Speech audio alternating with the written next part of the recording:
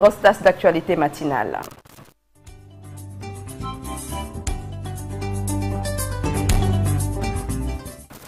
Et c'est avec Kia. On démarre d'abord par l'équipe nationale du Sénégal qui a décroché son billet pour la Coupe du Monde 2026 prévue aux États-Unis, Canada et au Mexique après sa victoire contre la Mauritanie. 4-0. Tout à fait, Yenaba. Le Sénégal poursuit sa belle aventure en s'imposant face à la Mauritanie 4-0. Les Lions de la Teranga valident leur billet pour la prochaine Coupe du Monde. Un succès construit dans la rigueur, la solidarité et surtout grâce à un grand Sadio Mané, auteur d'un doublé à la 45e et 50e minute de jeu, suivi de Iliman Ndiaye à la 86e minute de jeu. Et enfin, Habib Diarra à la 86e minute de jeu. En tout cas, écoutons Sadio Mané, le numéro 10 sénégalais, au micro de Mamadou Ndiaye. En premier mi-temps, ce n'était pas facile, mais il faut s'attendre à ce genre de choses parce que l'équipe adverse était regroupée bas et ça n'a pas facilité. Mais bon, on a essayé de trouver la solution. Au final, on s'est créé pas mal d'otages. Je dirais qu'on méritait vraiment de gagner ce soir. Mais ça revient sur le coup franc, le magnifique coup franc que tu as marqué ce soir. Peut-être, est-ce que de chance? Non, de chance. C'est la deuxième fois contre la position gardien. En fait, je pense que c'est la position gardien. Et puis aussi, je pense que le bal du mot de Donc, je pense que d'abord, il a un peu laissé son côté droit. Et je pense qu'il faut l'année quoi. Donc, on va essayer d'appuyer un peu plus le ballon pour que Mougaou après l'on le def et puis quelle est la petite histoire? C'est penalty de Jackson Mougaou pour le final. Oui, je pense que c'est pas extraordinaire. Je pense que l'on a maintenu. Et puis je pense que ça prouve que le groupe dit bien parce que Bima Amé Balbimagnon Ismaël a un triplé. C'est ce qui est normal après.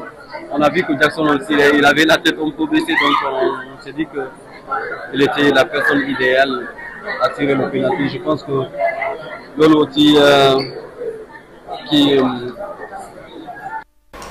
Restons au stade Abdoulaye Wade Diamniadio où Mamadou Ndiaye a aussi tendu son micro à d'autres joueurs que nous allons écouter tout de suite. On est tous très heureux, on a fait un gros match aujourd'hui, on est tous très contents et c'est notre rêve depuis de participer à un Coupe du Monde et voilà, on est tous très contents. Dos au mur, on est très fort et on a parlé, on a un groupe avec des joueurs d'expérience, des joueurs avec moins d'expérience, mais les plus anciens ils tirent tout le monde vers le haut et c'est un groupe sain et ça se voit sur le terrain. C'est exceptionnel, On sait qu'on est sur une bonne dynamique, sur 26 matchs invincibles. Mais ce genre de victoire, de qualification, ça arrive toujours. Ça va profiter des moments comme ça. On sait que là, il y a 20 millions de Sénégalais qui sont heureux, donc les rendre fiers dans des moments comme ça, c'est juste c'est vrai qu'au début c'était difficile, mais comme à chaque fois quand on se qualifie à la Coupe du Monde, je me rappelle en 2018 avec l'Afrique du Sud, après la dernière fois contre l'Égypte, où on a perdu à l'extérieur et qu'il fallait faire la différence à domicile, c'était pas gagné. Cette fois-ci, pareil, on a vu la RDC qui était devant nous jusqu'à ce qu'on les joue. On a su les battre chez eux. En perdant 2-0 à la première mi-temps, on a su marquer avant la fin de la première mi-temps qui nous a permis de gagner ce match-là 3-2. C'était pas facile de faire ça là-bas, mais on a su le faire parce qu'aujourd'hui on a l'expérience et on a l'effectif pour battre n'importe quelle équipe. Merci Mamadou Ndiaye. Restons toujours sur les qualifications à la Coupe du Monde 2026 zone Afrique. Ont pris fin toutes les équipes sauf 4. En effet, les 4 meilleurs deuxièmes des 9 poules sont qualifiés à un barrage d'accession à un autre barrage intercontinental. Il s'agit du Gabon, de la RDC, du Cameroun et du Nigeria. Le premier des meilleurs deuxièmes, le Gabon, affrontera le dernier, le Nigeria, qualifié in extremis après sa victoire 4-0 face au Bénin. Pour la deuxième affiche, ce sera un choc entre le Cameroun et la République démocratique du Congo. Les deux matchs se joueront en novembre au Maroc. Le vainqueur de chaque demi-finale se hissera en finale pour une qualification au barrage intercontinental. Dieynaba, restons toujours sur le match d'hier. Après la qualification, Abdoulaye Fall, le président de la fédération, a tenu à féliciter les Lions et le staff technique après cette qualification historique. Il promet que le travail va continuer pour la préparation de la CAN. D'abord, Abdoulaye Fall, que nous écoutons au micro de Mamadou Ndiaye toujours.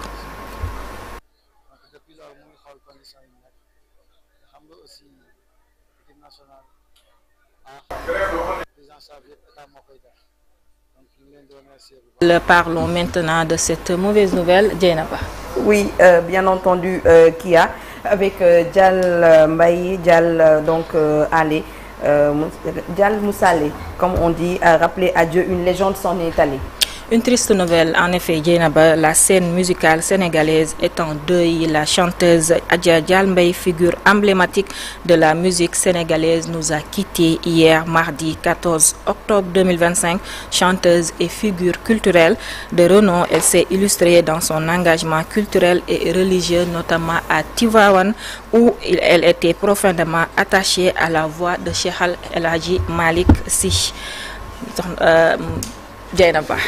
Oui, c'est ça. C'est une très grosse perte. Une grosse perte parce qu'elle a marqué également la musique sénégalaise, la culture de manière générale. Et parmi ses chansons, puisque le Sénégal vient de se qualifier, vous vous rappelez de Fourel quand il s'adressait à la jeunesse sénégalaise. Et à l'époque, justement, c'était une chanson qui, quand même, faisait beaucoup de choses au Sénégal. Et elle a participé même une fois à l'émission en nous donnant une vidéo un jour au Sénégal dans cette rubrique-là. Et on avait vu ce jour-là comment elle était enthousiaste à participer à l'émission, qu'elle regardait tous les matins. Il y a même un arrêt qui porte son nom à Guédiawaye, Adja Dial Mbaye, en hommage justement à tout ce qu'elle a fait pour la musique et pour la culture, mais aussi à la banlieue. Voilà. Merci beaucoup, Chérif. Grosse perte pour le monde donc de la culture sénégalaise. On va voir le ministre de l'Intérieur. On va d'abord parler de Maïmouna Ndour Faye aux médias. Comme nous vous parlions hier de la rencontre entre la porte-parole du gouvernement et les acteurs des médias, Maïmouna Ndour Faye, membre du CEDEPS, se dit du tout rassurée par les déclarations de Marie-Rose Faye pour aider les entreprises de presse à sortir de la crise. Elle a répondu aux questions de Chérif Dia. Je dois dire qu'elle nous a juste confrontés à une réalité que l'on connaît et que l'on vit déjà. Je pense qu'elle n'a pas été bien inspirée de pointer notre gestion et notre responsabilité. Bien sûr que nous avons une responsabilité pleine et entière par rapport à la gestion et la viabilité de nos entreprises de presse, mais il ne faudrait pas oublier que c'est l'action de l'État qui a poussé dans le gouffre nos entreprises qui étaient chancelantes. Il y a des politiques, des choix qui ont été faits et qui ont fait péricliter aujourd'hui nos entreprises de presse. Je fais référence à cette circulaire de mai 2024, quand on vide le carnet de commandes des médias en pleine année budgétaire, quand on refuse de payer les créances, les entreprises mettent du temps à se relever de cette situation. Et puis, dans des économies fragiles comme le Sénégal, l'État est le principal pourvoyeur de commandes, que ce soit pour le secteur de la presse et pour tous les autres secteurs socio-professionnels.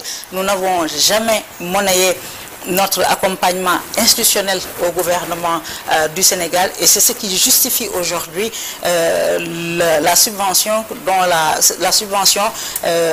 donnée à la presse à travers le fonds d'appui. Merci beaucoup à notre consoeur Maïmouna Ndour Faye. Peut-être avant Kia de parler du ministre de l'Intérieur, Maître Bamba Cissé, qui était hier en visite à la caserne Samba Diéry Diallo. Retour un peu sur le match avec le président de la République qui est allé voir donc les joueurs après la victoire contre la Mauritanie. Effectivement, Dieynaba, excusez-moi. Effectivement, Dieynaba, le président de la République a rendu visite aux joueurs dans les vestiaires hier après la victoire du Sénégal 4-0. Il a ainsi félicité les joueurs, le coach et la Fédération sénégalaise de football. Nous écoutons aussi le président de la République, Bassirou Diomaye Diakhar Faye.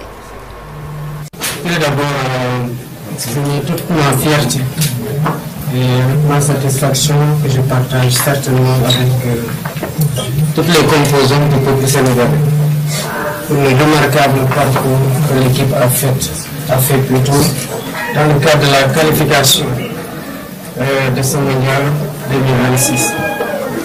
Ils ont fait preuve de grande abnégation, d'engagement et du sens du sacrifice pour ici nous avons accueilli d'autres équipes ou à l'extérieur faire les résultats qu'ils ont fait et qui ont mené à cette brillante qualification. Ils n'ont pas fait que se qualifier, ils se sont qualifiés avec la respectabilité qui leur est due. Je suis satisfait de constater que nous avons une équipe de grande qualité, des joueurs de talent, mais qui comprennent aussi toute la responsabilité qui pèse sur leurs épaules et qui portent ce drapeau avec beaucoup de fierté, beaucoup d'engagement. Et je voudrais les féliciter tous, féliciter l'encadrement technique, féliciter le coach, féliciter aussi tous les supporters et tous ceux qui, de près ou de loin, ont contribué à ce remarquable parcours. Nous avons encore de plus grands rêves. La qualification n'est qu'une étape plutôt.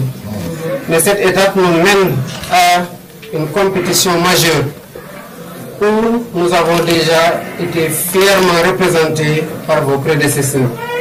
Et je suis rassuré de voir cette génération autour des jeunes pour leur encadrement et les voir aussi vous faire rêver et vous faire comprendre que vous pouvez aller autant qu'ils ont été loin et même plus loin que ce qu'ils ont déjà fait.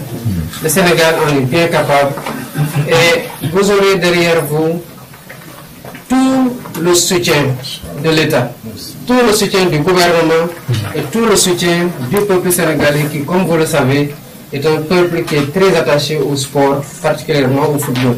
Et vous nous avez tous autant que vous êtes, encadrement, joueurs, staff technique dans son ensemble, le coach, tout le monde, vous nous avez rendu extrêmement fiers. Et je vous tenais à venir ici à vous le dire de vive voix et à vous le dire personnellement. Merci de nous avoir rendus aussi fiers et de nous avoir si dignement représentés et d'avoir porté très haut les couleurs de notre pays, de notre peuple. Merci beaucoup. Discours galvanisateur du président de la République après la victoire des Lions face à la Mauritanie, 4-0. Le gouvernement sera donc derrière les Lions, mais également tout le peuple sénégalais. Cette fois-ci, nous parlons du ministre de l'Intérieur, Maître Bamba Cissé, qui a effectué, je l'ai dit tantôt hier, une visite à la caserne Samba Diéry Diallo. Effectivement, le ministre de l'Intérieur et de la Sécurité publique, Maître Bamba Cissé, a effectué ce mardi une visite prise de contact à la gendarmerie nationale. Accueilli à la caserne Samba Diéry Diallo, il a assisté à une impressionnante démonstration de force illustrant les différents domaines d'intervention de ce corps d'élite. Une occasion pour le ministre de saluer le professionnalisme des hommes en tenue et de les inviter à demeurer fidèles à leurs valeurs de loyauté et d'exemplarité. Compte rendu, Fatima Touré, Alioune Diagne. Pour sa prise de contact avec la gendarmerie nationale aux casernes Samba Diéry Diallo, le ministre de l'Intérieur et de la Sécurité publique a eu droit à une impressionnante démonstration de force, illustrant les multiples domaines d'intervention de l'institution. Un moment solennel magnifié par Maître Bamba Cissé, qui a salué le travail remarquable accompli par ce corps d'élite. La gendarmerie nationale joue un rôle irremplaçable dans notre architecture de sécurité intérieure. Elle est à la fois force de sécurité, de dissuasion et de cohésion sociale en lien étroit avec nos populations. En cette période marquée par des menaces multiformes, terrorisme, grand banditisme, cybercriminalité, trafic de tout genre, je salue l'engagement constant des hommes et des femmes de la gendarmerie à défendre la République, parfois au prix du sacrifice suprême. Par la même occasion, le ministre de l'Intérieur a invité la gendarmerie à demeurer fidèle à ses principes de loyauté et d'exemplarité. Je vous exhorte à demeurer fidèle à vos valeurs. Loyauté, honneur, discipline et respect des droits humains. Votre exemplarité est un pilier de la confiance que vous nous inspirez. Je repars convaincu que la gendarmerie nationale restera ce rempart solide de l'État et de l'État de droit dans la défense de la paix, de la sécurité et de la démocratie. Merci à la gendarmerie nationale, vous nous avez rendus fiers aujourd'hui. Une visite hautement symbolique qui traduit la volonté du ministre de l'Intérieur de renforcer les liens de confiance et de collaboration avec la gendarmerie nationale, pilier essentiel de la sécurité publique. Merci beaucoup Fatima. Yeynaba, terminons l'actualité nationale par l'ouverture des assemblées annuelles du FMI et du groupe de la Banque mondiale à Washington. Une première journée démarrée au pas de charge pour les pensionnaires du journalisme. Flow Programme, 20 journalistes invités par le FMI à prendre part à ces assises.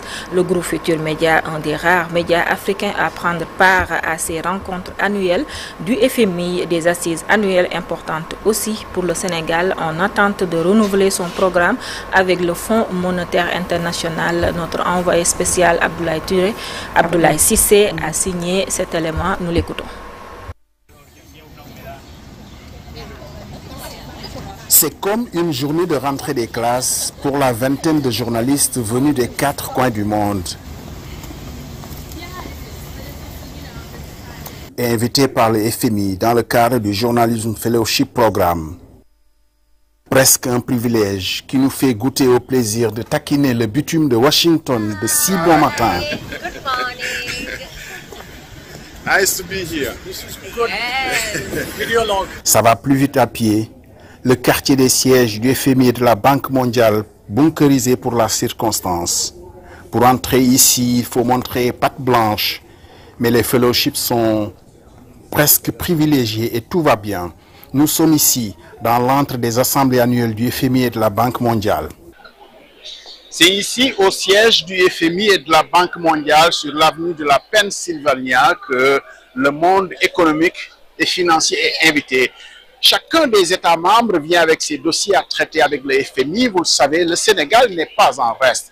Mais pour cette édition, le FMI a décidé aussi d'inviter, dans le cadre du programme Journalist Fellowship Programme, les journalistes venus du monde entier pour échanger aussi sur leur conception des relations entre le FMI et les États membres.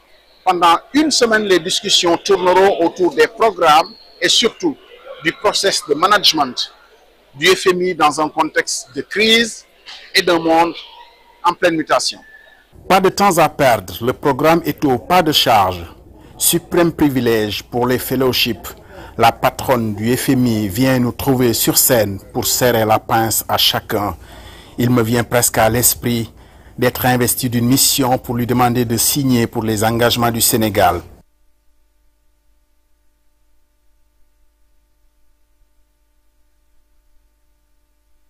Pas encore gagné, mais nous avons encore une bonne semaine à Washington pour les assemblées annuelles d'automne du FMI et de la Banque mondiale. Bien sûr, les États partis sont tous représentés. Le Sénégal n'est pas en reste, représenté par une forte délégation qui aura aussi ses réunions et rendez-vous sectoriels. Day One Exit, comme dans un orchestre au FMI aussi, c'est à la fin du bal qu'on paye les musiciens. C'est bien notre live national et international, Kia. C'était tout pour l'actualité nationale de ce jour. Merci beaucoup, Kia. On te retrouve tout à l'heure pour les brèves en Wolof et également à 8 h pour le journal en Wolof. Mais avant de nous parler donc de l'actualité internationale, retenez, chers téléspectateurs,